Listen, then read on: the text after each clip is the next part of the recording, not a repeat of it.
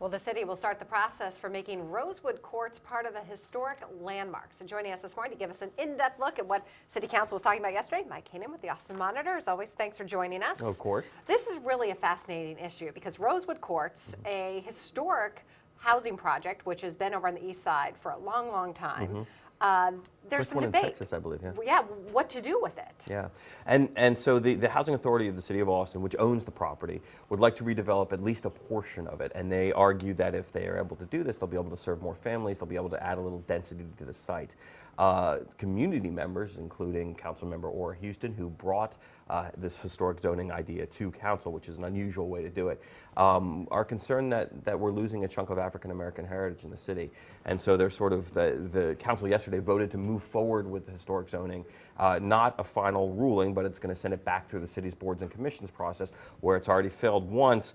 Difference here is that there'll be more appointees to actually rule on the issue. And this is a section of town where you see homes being torn down, making way for much more expensive homes. Is there some thought by creating that historic landmark, then it cannot be touched? I think that's some of the thought there, yeah.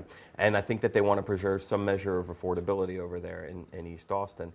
However, I mean, it's also sort of an interesting decision to make to sort of preserve an affordable housing unit.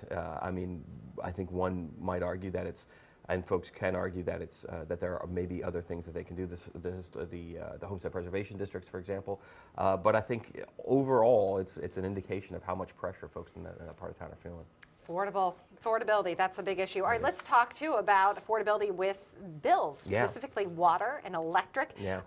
Two council members, Zimmerman and Troxclair, want to make it so the Austin Water, Austin Energy do not transfer huge chunks of money into the general fund, but instead use that to lower our bills. What did they decide yesterday? So they're going to bring back a bunch of information about the impact of cutting those transfers to the general fund. That's going to come back in May, and we're going to, I imagine, have a large discussion about what it would look like if we dramatically reduced that transfer.